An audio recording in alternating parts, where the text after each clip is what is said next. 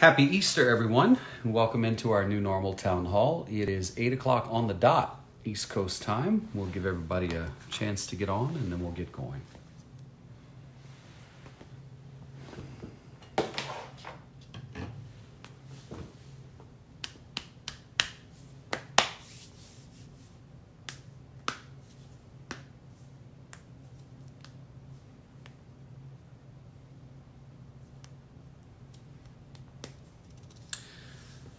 Happy Easter to all of you. I just finished a FaceTime call with my family, Jeremy out in Los Angeles, my family in Louisiana, my brother in Houston, my nieces in Louisiana, so that was really nice. So I hope you had a wonderful day, a happy Easter, a happy spring, whatever it is that you celebrate. I belong to a church parish in Santa Monica, California, and I was able to watch on the live stream, and so that was really nice, really nice. So what I'd like to do, if the folks are on here and I don't see them yet, I heard earlier today that there's a mother and son who are EMS workers here in New York City. They work for the New York City Fire Department. And they are on the front lines, mother and son both. And so someone reached out and said, hey, David, they would like to talk about their new normal. And I said, well, I'd love to have them on. So they gave me the Instagram handle, and I'm going to wait and see if we can get them both on. I don't see them on yet. If y'all are on, let me know. Where's Paddington, the baby boy? He's sleeping. You know what I did? He went on a walk with his dog walker today, and I took him on another hour walk, so he is out. So if the mother and son are on here right now, you can actually just type in the comments, we're here, and I'll bring you in. Oh, they will be soon. Okay, they will be soon. I see you right there. So we'll give them a moment to get on, and we'll start. So tomorrow I'll be live, normal time, 7 a.m. I should be in front of the Comfort ship tomorrow, the U.S. Naval ship Comfort. So the latest news out of New York, the death toll is staggeringly high. More than 750 people died within the last 24 hours. The number of hospitalizations down dramatically. The number of ICU admissions is up a little bit. The number of intubations is up. So look, the fact that hospitalizations are way down, and I mean way down, is a very good thing. But there are still 700 or so people dying every single day. Now, these are people who have been in the hospital for several days, a week or more. So anyway, let's see. Are they on? Do we think they're on yet? Oh, here they are. I think this is them.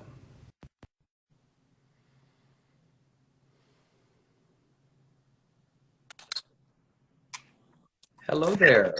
Hi, What is your name? Marissa. Marissa. Is your son with you? He had to leave for work, unfortunately. He had to leave for work. Okay, well, we'll miss him, but that's okay. We understand. I'm trying to see if I have. I don't have the picture of you guys. Watch what I'll do. I'll show everybody the picture. Who was it that told me about you? Was it a relative? My sister-in-law. Your sister-in-law. Okay, so she sent me a Yeah. picture of the both of you. So my other phone is dead. It's charging, so I'll pull it up. So tell us all where you work, how long you've been with the fire department. So I'm almost 24 years with the fire department in July.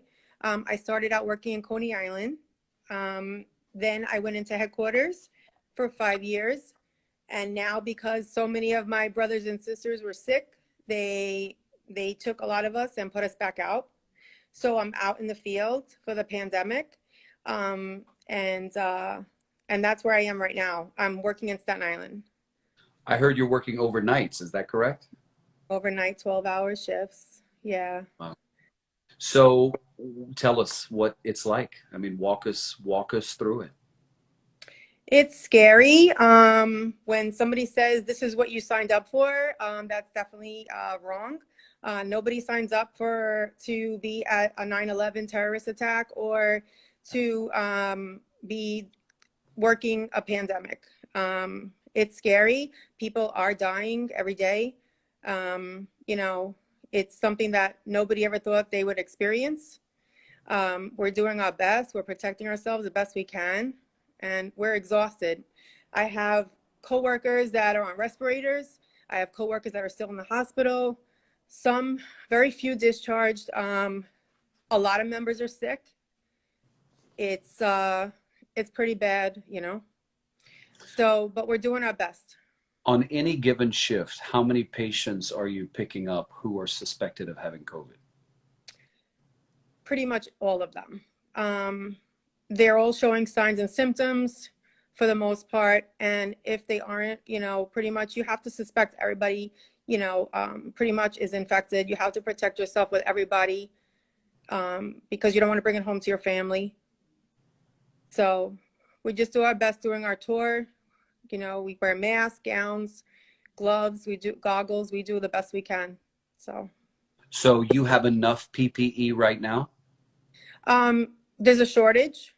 There's definitely a shortage. We're giving 1 mask per tour according to the assignment. You know, it's definitely a big shortage. We need more masks. That's N95s for sure.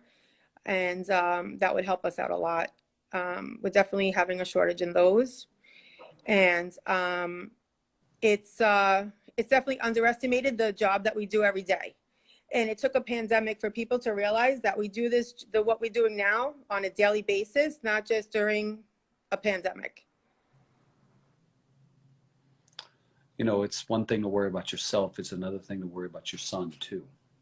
Yeah, so that's another thing. So he recently came out of the last graduating class, and this is not what he expected to be doing his first few months out. So it's scary for myself and for him, and so we're both just doing our best, and that's all we could do right now. He's doing really well. He's learning quickly, you know, the rest of his classmates as well. It's I don't think he expected to learn so quickly in such a dramatic experience, but he's really doing well, and we just hope everybody stays healthy now. What are the hospitals like once you get them in the ambulance, you head to the hospital? What's that situation like? Are you finding some that reroute you because they don't have bed space, or is there enough? You know, we keep hearing from the governor that the number of hospitalizations is way down, like way, way, way, way, way down. What are you finding? Well, we're only familiar with the emergency room. I don't know what happens after that. So when we walk in, it's very crowded, and you know, everybody's in the high gear of PPE, the nurses, the doctors. It's a site that you would never think that you would. I want to show everyone a picture. So this is her and her son. There they are, mother and son. And then your sister-in-law also sent me this. That's you. Yeah, that was the Do other you night, know when this picture was taken? 2 days ago. Tell me about that night. It was very busy, nonstop calls, everybody showing signs and symptoms. That's me getting ready to go into a call. Actually, no, that was after the call. Yes, that was after. That was after the call. Yeah, we were getting ready to put everything away. And what's so different is you normally would never go into any call like that. The people that you are coming across at the home, how critical are they when you get to them from what you're finding, your experience? Most of them, most jobs that are coming in now are very critical. It's either they're really critical or they're just starting to show the signs and symptoms. So it's like from one extreme to the other. Yeah.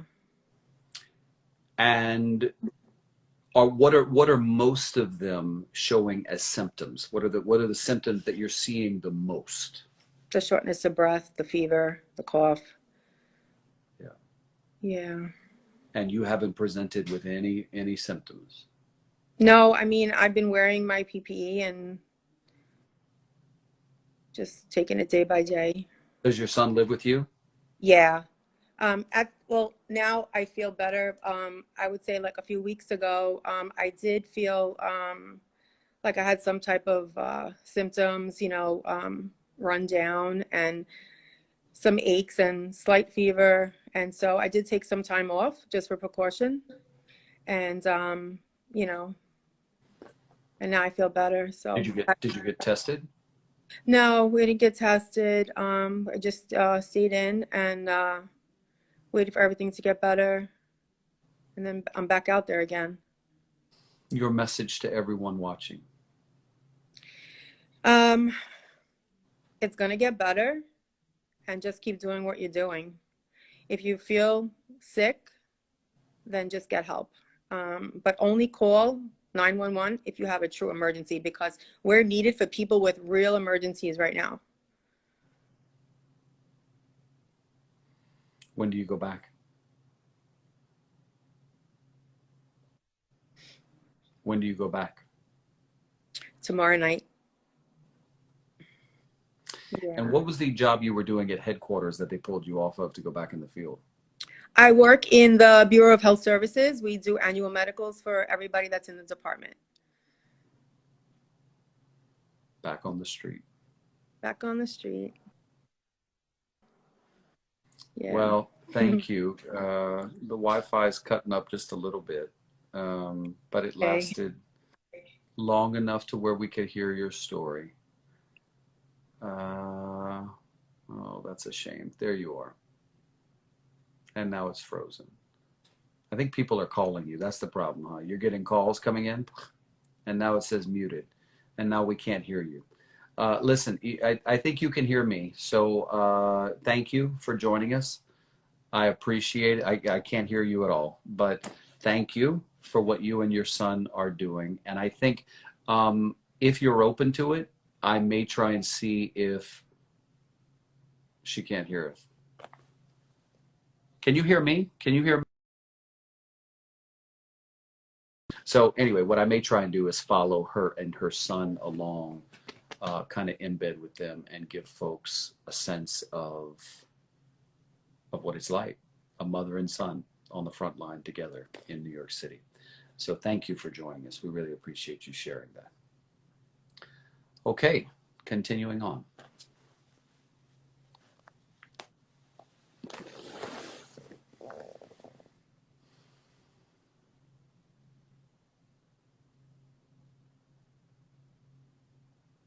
Hello?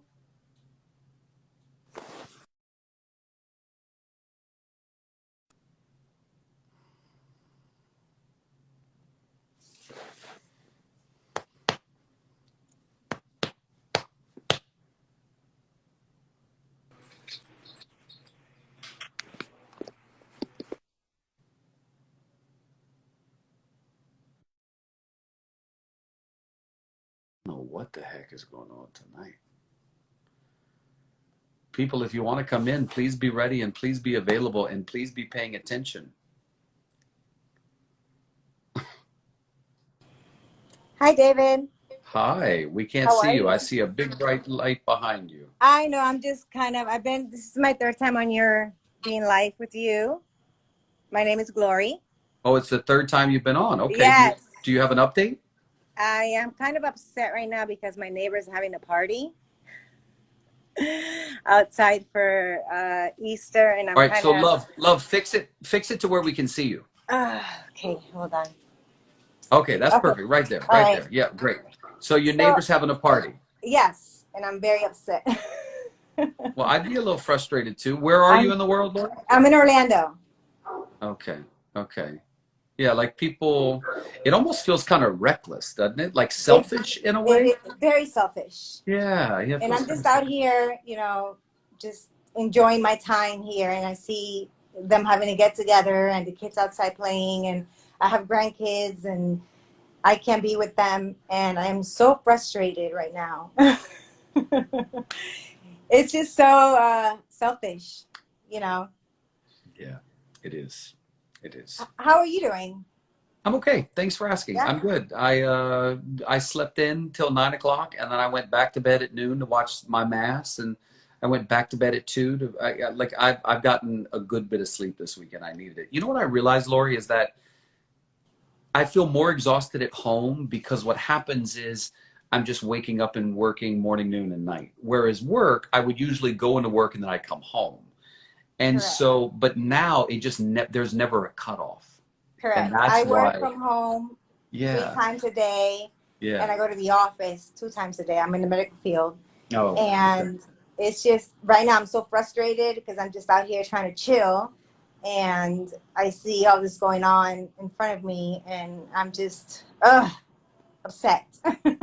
Well, a lot of people are telling you to call the cops. I wouldn't tell you what to do, but Yes, my daughter was like, call the cops, Mom. How many people are there? You know, and I'm just like, oh, I don't want to be that one neighbor to do it. I know. You know, It's just socially irresponsible. and it's So getting so bad over here in Orlando. It's getting, wow, it's getting in really terms bad. of cases or what? The cases, because I work for the field and I see so many of my patients having it. What do you do? What do you do? I work for the medical field. What I'm do a you- nurse. Oh, you're a nurse. Okay. Yeah, for a private practice. Okay. And we have our patients test outside. But when we get we get the results in. Yeah. Like I've seen patients that have positive results at Publix, shopping. Wait a minute. Time out. You've seen patients that you've dealt with Yes. that were positive, and you saw them at Publix shopping. Yes, and I can't say anything. Yeah. So I can't say anything at all. And it's terrible. And now I'm just sitting here in front of my house. Just there's nothing else to do. And I gotta be honest with you. I would I would go up to them and say, "What are you doing? I wish I could. What are you doing?" Terrible. Oh my! 2 of them tested positive, and I saw them at Publix.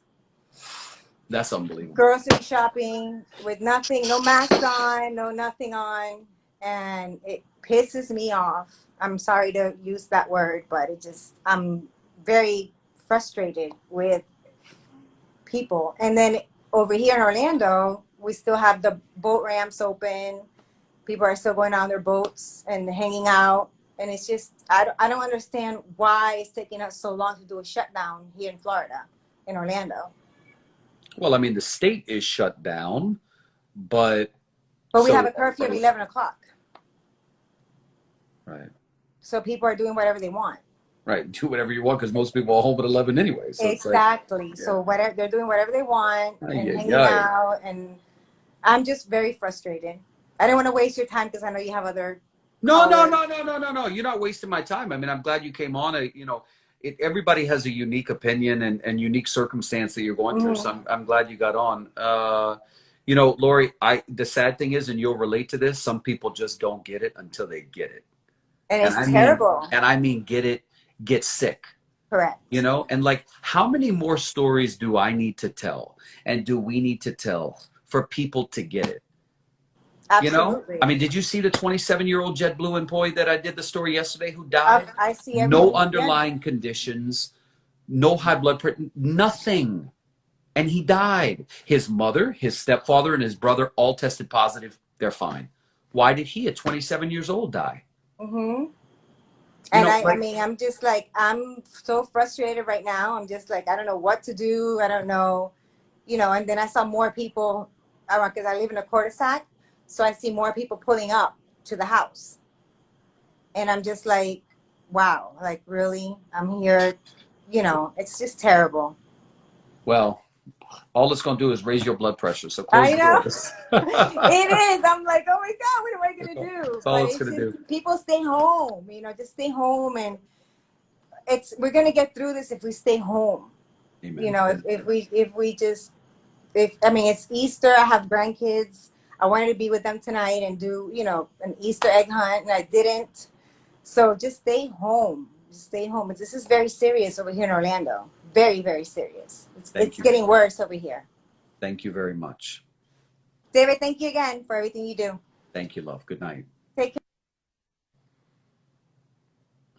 Some people's children. Some people's children.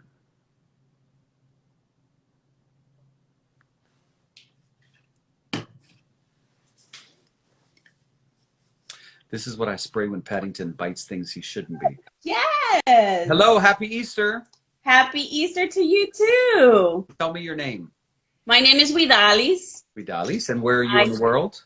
I live in Philadelphia. Philly, okay. That's my mommy, Ada. Hello, Mom. Tell me your new normal. we are from Puerto Rico, Yes. and I'm a teacher. Okay. So right now, I'm just dealing with a lot of technology, trying out what to use, what not to use, what works, what doesn't work, how to simplify stuff for the kids. Yeah.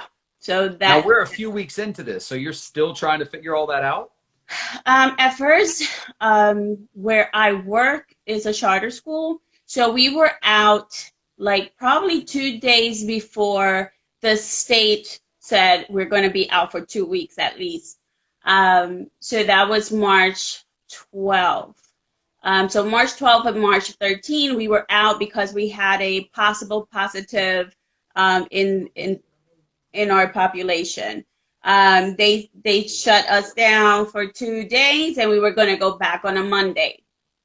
Fine. That never happened because that Friday night, the school district and Pennsylvania said that we were going to be out for 2 weeks. So we were not ready for this at all. So I started like trying to figure it out what to do, keep the kids still engaged. I'm a chemistry teacher, so I do have seniors, so they were a little bit concerned about like, am I graduating? How is this going to affect us? Yada yada. So for 2 weeks, the first week was way crazy. And as you said, you wake up and you start working. You go until whatever time you go to bed and you're still working. I'm still calling parents, or parents are calling me. I'm texting them. I don't have a private phone number anymore. Like I had to call my kiddos. I have to call the parents, just keep them engaged and having them, just to keep them in the loop of what was happening. Sure.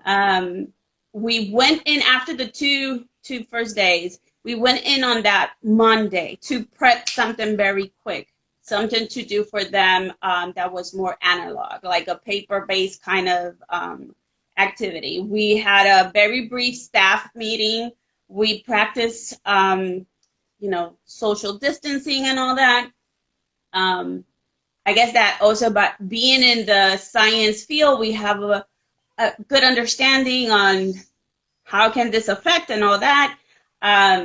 So we went into the building, got everything done, like I would say probably 4 hours, and we got out. Good. Since then, we have not gone to the building at all. Yeah. And then this week during our spring break, because this is our spring break, we were notified that, in fact, the school, the Pennsylvania Department of Education was going to close all the schools. But we're still doing, yes. Somebody just pointed out something you could do, by the way. You could set up a Google phone number, which would allow you to keep your personal number private. Yeah, I know. And I used to do that. But then I had like too many numbers in my head. Like I have to switch, and I can do it. But at this point, it's like, whatever. I know. It is done. No, I hear It is you. done. I hear you. Well, you look like you're working on schoolwork right now. Yes, I am trying to mirror my iPad to my laptop, and then just trying to figure out a way of doing, using a whiteboard so I can write on it. Yeah. It's stressful, but we try to do the best that we can under the circumstances, and it is what it is, I guess, right now. Thank you for sharing your story from Philadelphia. No problem. Thank you for doing everything that you're doing and keeping us up to date with everything, not only in PR, but everything around the world. So thank you so much, and God bless you. I love Paddington, Boricua, and bless your entire family. Thank you so much. Thank you. Happy Easter. God bless you. Happy Easter to you too. Thank you. Bye-bye. Bye-bye.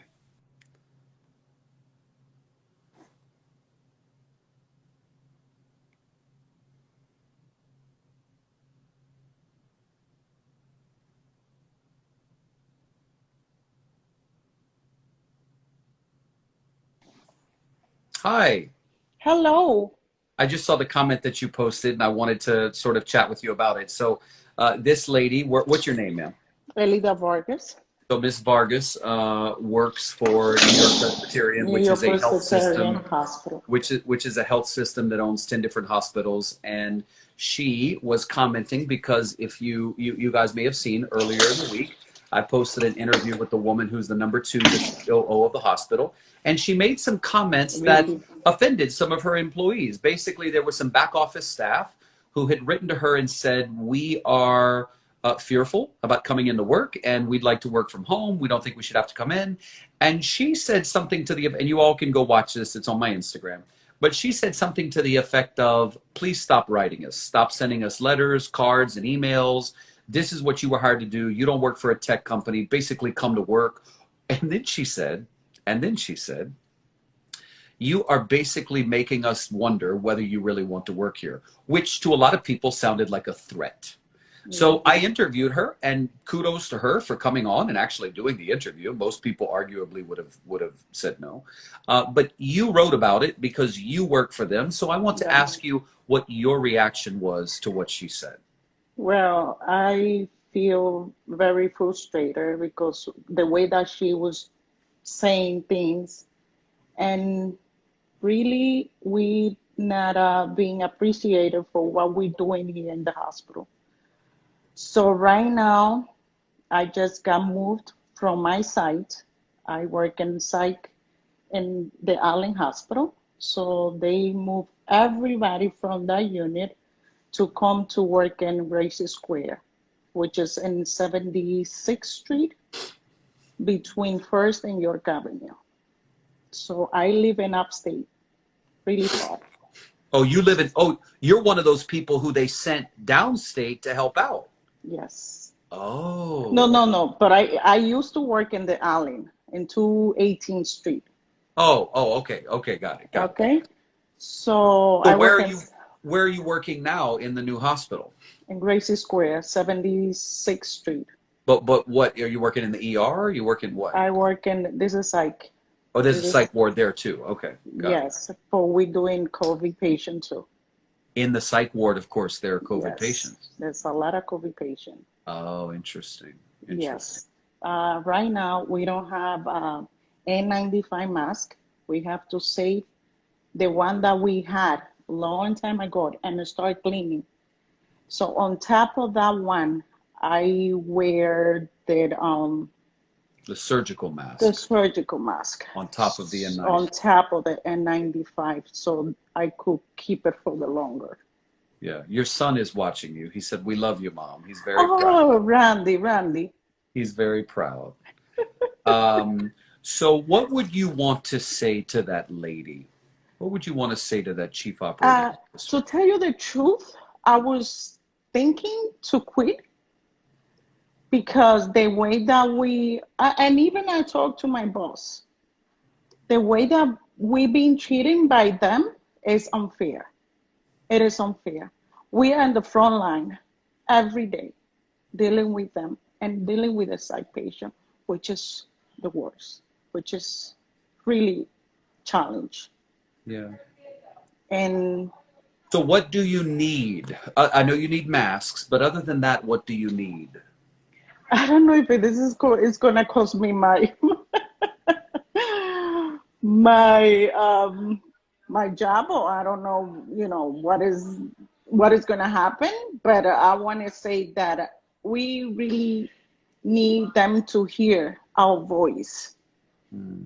okay? To work more closely, like close to us, to hear what we really need and our concern. Nobody come and like listen to us. They just throw us down here and dealing the way that you can, like, it's like to survive here. Like we are the survivor here, Hmm. and like nobody care. Like I'm doing one-to-one with the patient, and I don't have the equipment to do one-to-one. So you have to take care of those patients. They are very like capable, very disabled capable patients that you have to like dealing with them very close, and we don't have the equipment. We don't have N95. Okay? Every day I got exposed here. Every day. And I don't know when I'm gonna get sick or not. But thank you for what you did. We hear you loud and clear, and that's why this is important for you to be able to speak. And if anybody comes threaten you based on you doing this, I want you to let me know. I will. Understand? And thank you. Thank you for what you're doing. Thank you. Thank you. God bless you. Thanks.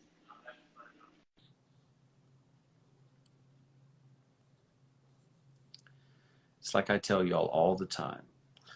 What does Oprah say? All people want to know is, do you hear me? And does what I have to say matter? Hello. Hello there. What's your name? My name is Daira. Well, hello. Where are you in the world? I'm in Utah for my spring break. I'm a military spouse and I'm here with my husband. But my boys and I live in California. So we'll be heading back soon to go back to our normal life. Now, when did you get to Utah for this spring break vacation? About a week ago. Because I'm still working remotely. And so I was able to work remotely over here. Okay. And then go back. I haven't met people who are still traveling for their vacation. Most people are staying home. Well, because I'm a military spouse, my husband's stationed here in Utah. And I live in California just because we're at the end of our military career. We only have a year left. We're choosing to do this in separate homes. I see. Where in California do you live? I live an hour away from Santa Barbara. Oh, that sounds nice. It is beautiful. That sounds beautiful. It Yes. is beautiful. So tell me about this new normal. So I have 3 boys. Okay. I have a 13-year-old, a 10-year-old, and a 4-year-old. Ooh. And I am an occupational therapist that works for a school district. Okay. And so I work with the special ed population. I love my job. But like many people here have said, it is very overwhelming.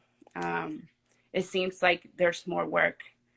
A lot of meetings, a lot of Zoom meetings with teachers. And now next week, we're going to start doing distance learning.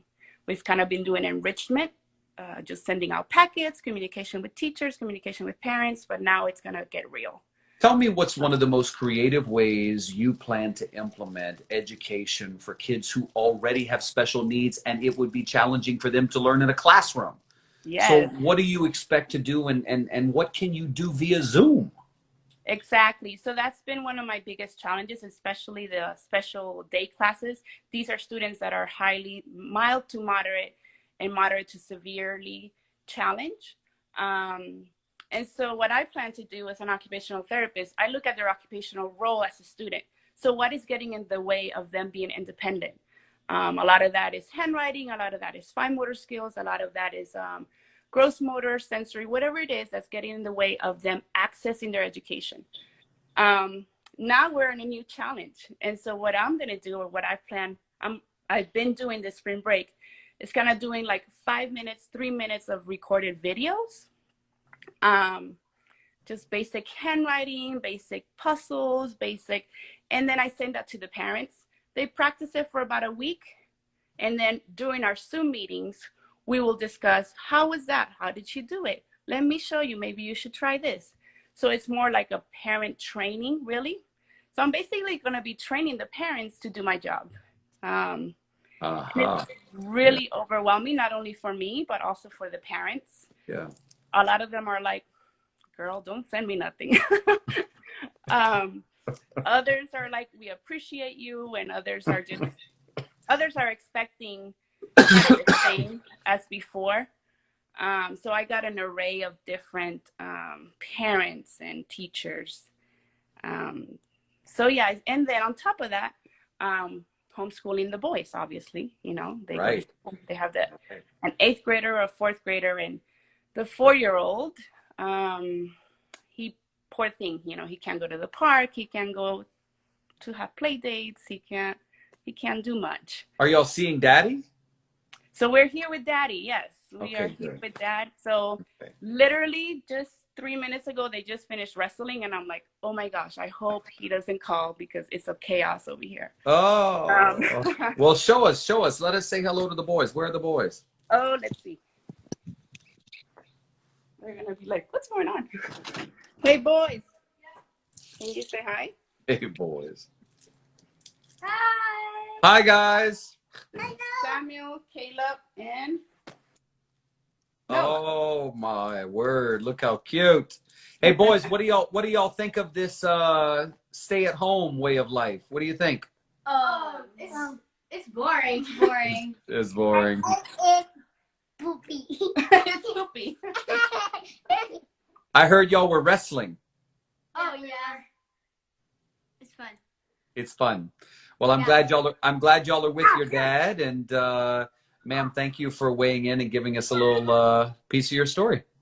Yes, and thank you for all you do for Puerto Rico. Obviously, I'm Puerto Rican, and I've been following you since the governor, the resignation of the governor Rosselló, and I really do appreciate everything you do. So, well, thank you. Nice to meet you. have a good one. Have a safe trip home to California. Yes, pray for me. Bye, babe.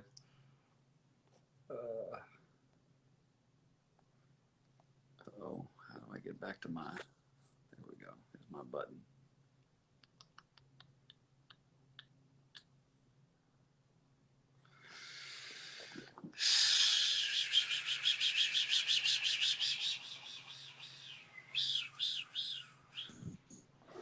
Hi. Hey, how you doing? Good. What is your name? It's Nelson. Okay, Nelson. Where are you? Well, I'm in Clearwater, Florida. All right. What do you want us to know about your new normal? Well, I'm half and half. I'm working. I'm an essential worker. I do work for telecommunications, so I'm like some days at home, some days at work, and so far it's weird, but I've been dealing with everything. It's more like, you know, family and going to work and being very careful when you come back, and the quarantine and people actually not like following guidances, and you know how it is probably. What do you have in terms of masks, gloves when you leave the house and when you go on assignment? So I do have regular masks. So the company that I work for, they have been taking care of us like very, very well.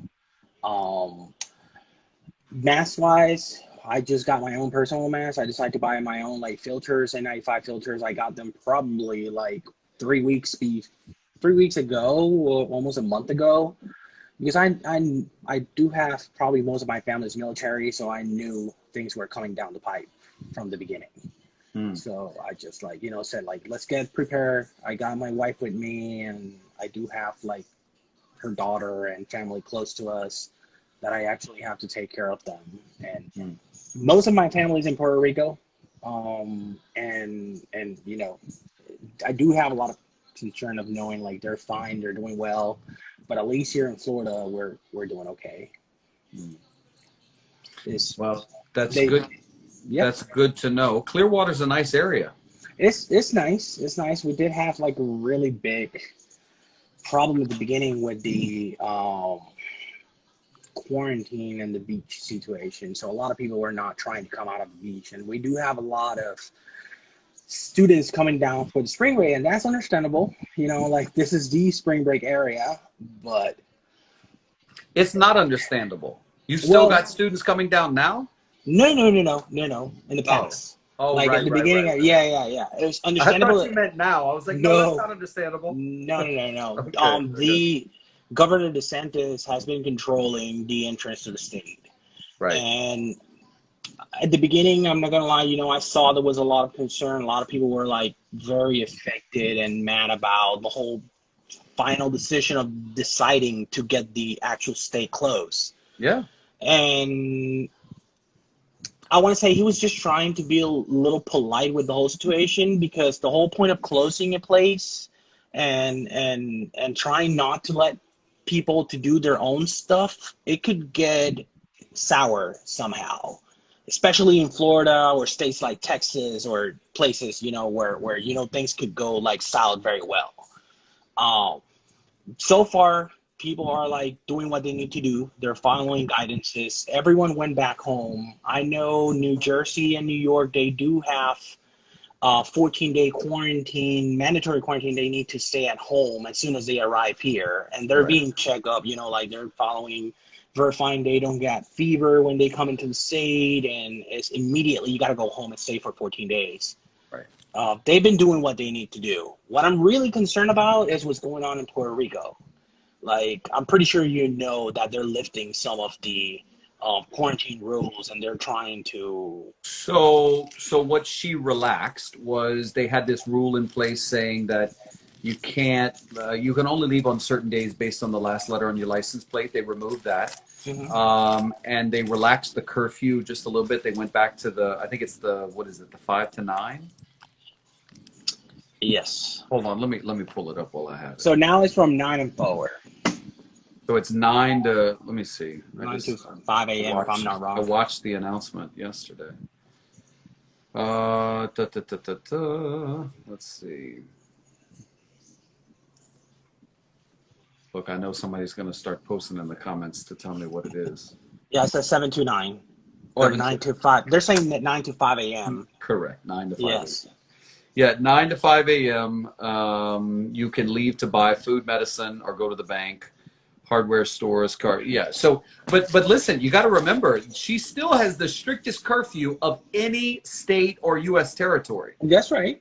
Like, she has the strictest. I was a little bothered that she's been making all these announcements and had no press at her thing. When you start taking away liberties and freedoms and you don't expect to be asked questions about it, that's problematic. Yeah. My mom is a lupus patient, so I'm kind of, concerned because normally Right. people in Puerto Rico, they're very warm, so usually people ask her and say like, hey, do you actually need something? We don't want you to go to the supermarket. Stay at home. We'll just get it from you and bring it here, because we do have really good neighbors in the area. Right. And my biggest concern is, even with the actual quarantine and steps they were following, you saw how Costco and Sam's and Walmart and all these places were getting like bombarded. Like, yes. And you're actually saying like, okay, so what should we do? Like, do we actually want to like lift it and let people go back again to the beginning? I don't know. I'm pretty sure you have been watching news. Korea just went up again. They just got back again into the sickness process. I think like 90 or 91 people just got sick again. Italy just raised back again their debts.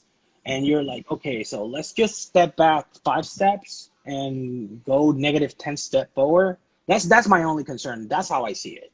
I hear you.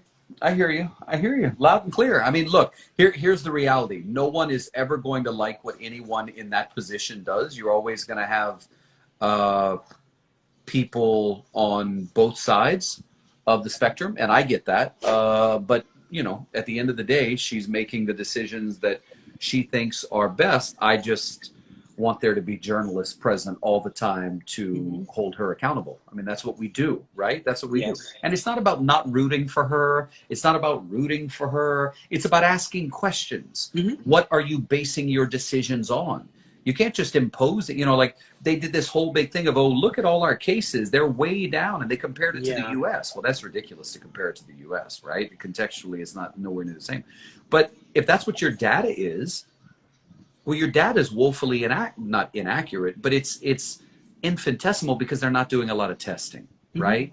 So what are you basing all these restrictions on when you have such little data? Anyway, I get off my soapbox. Nelson from Clearwater, Florida, thank you for weighing in. Take care. It's been a pleasure. Have a good night. You too.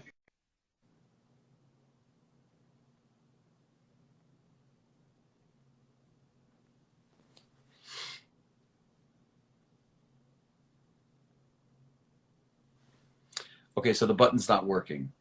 As I'm clicking on people, it's saying not available.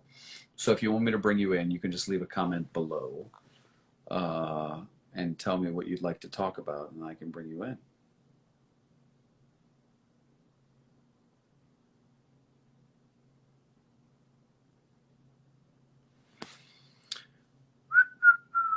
hello from Portland. Hello, Portland. Hello, Portland. Oh, there's a lot of questions that you guys wrote. Are you okay? Yeah, I'm okay. Are you asking me if I'm okay? Yeah, yeah. I'm good. Happy Easter. Happy Easter to you. I want to talk. You want to talk? Okay.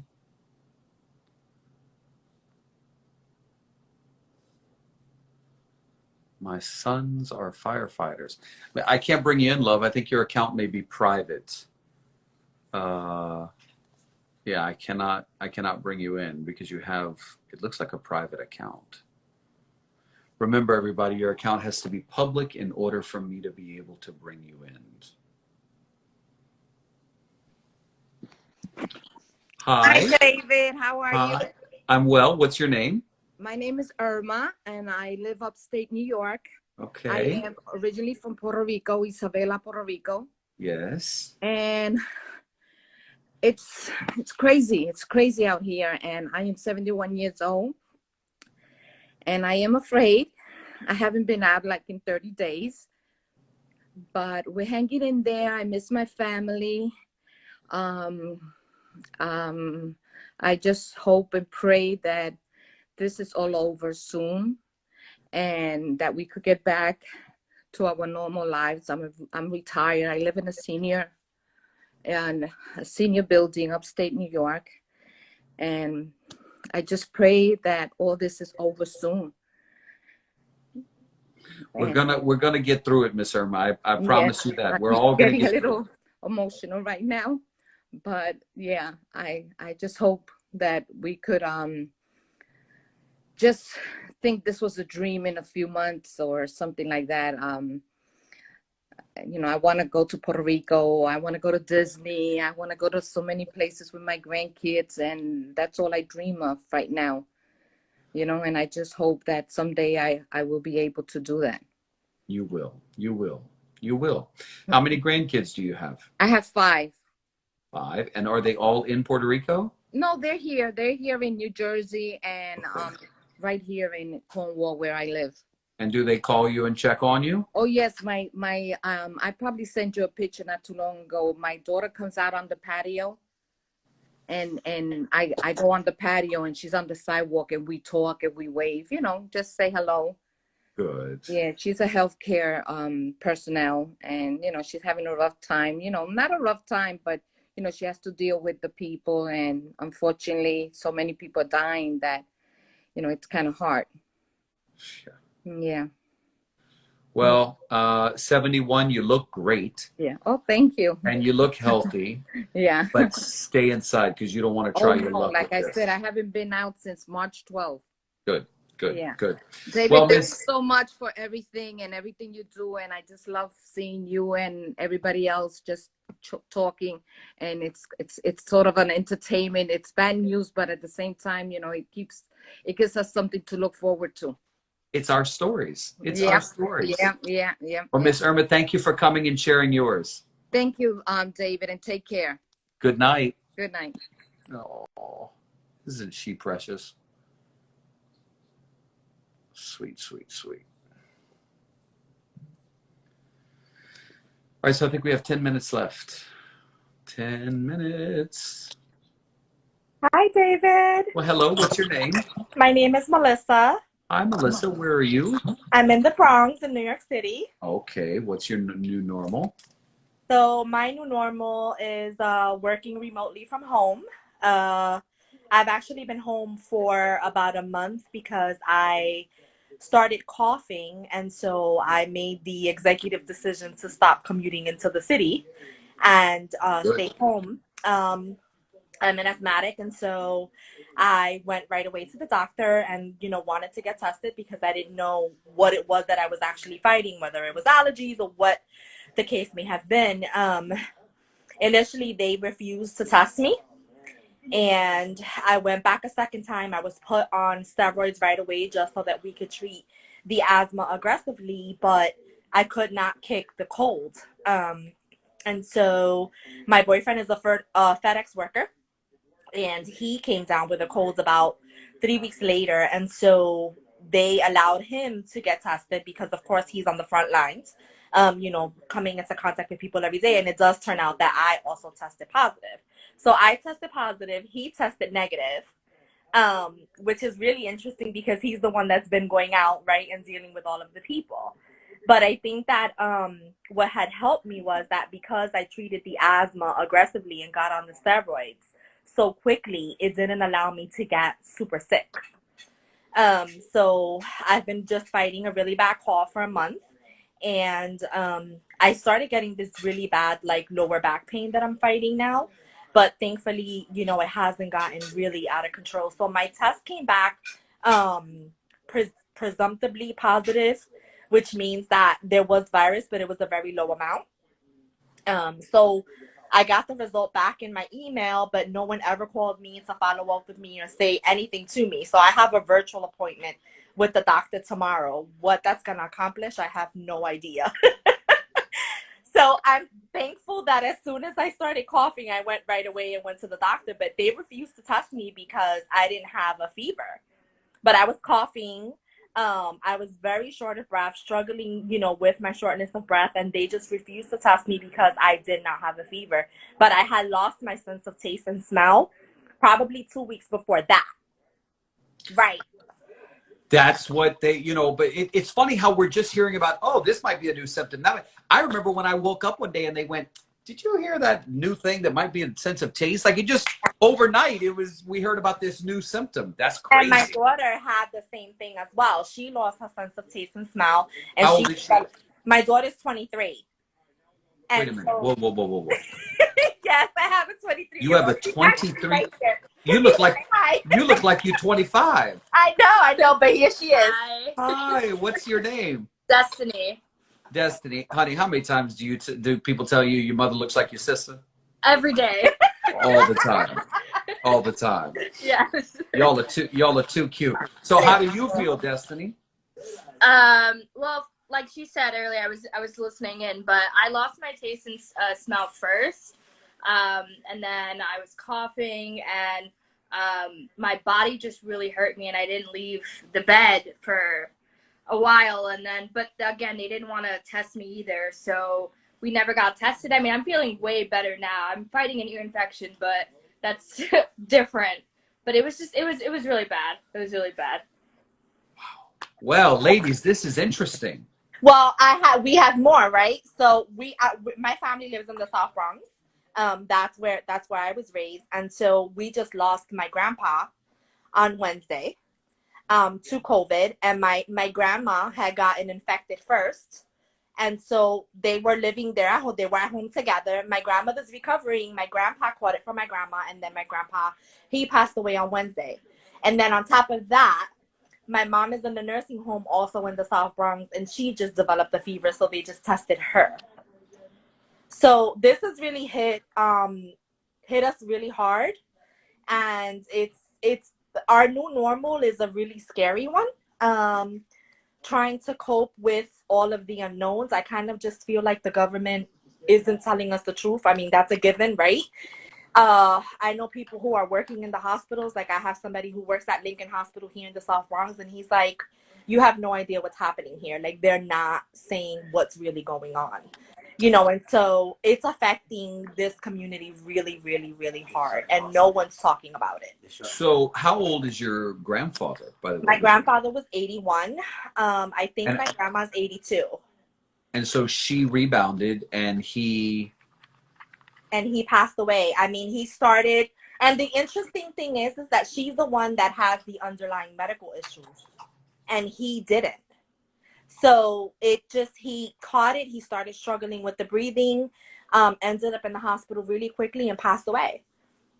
And it's so bad. I mean, the funeral homes are so overloaded. The morgue is behind. And so my family hasn't even been able to find a place, for them to pick up the body. So it's just, it's a backlog with everything. It's just really, really hard to process. You can't be with your loved ones. You can't go and grieve and mourn together. It's just, it feels extremely chaotic. Like it feels like we're living in the Twilight Zone. That's exactly right. Yeah. Well, my sincerest condolences Thank you. You know, and another thing, you want to go kind of hug your grandma, but Right. everybody's got to stay away from everybody right now, you Right. know? So we can't even have a service. Like we can't have anything. We don't even know what the process is going to be because we haven't even been able to find a funeral home to say, hey, we'll take the body. So it's, Really? yeah. So listen, Everywhere that you call, they're not answering the phones. They are so overloaded. would you do me a favor? Sure. I am going to be doing a story within the next couple of days involving to highlight what funeral homes are dealing with. Okay. And I would like to include the story of you and your family in that story. Absolutely. So would you send me a direct message, give me your information, and me or my team will be reaching out. Absolutely. I'll do that now when you come off. Okay. All right. Thank Thank you, you. David. Thank you. It's really nice to meet y'all. Bye. Bye-bye. Good night. Good night. Well, we've had some sad stories, some really interesting stories, some really enlightening stories. We've smiled, we've laughed. I think it's been good. So we'll end a few minutes early. The Instagram police were coming for us in 3 minutes anyway. So I will wish you a very happy Easter. I'm going to go and look at my script for tomorrow morning and kind of work on that and then head off to bed. Okay? So I'll see you tomorrow on TV, CBS This Morning, 7 a.m., bright and early. Good night.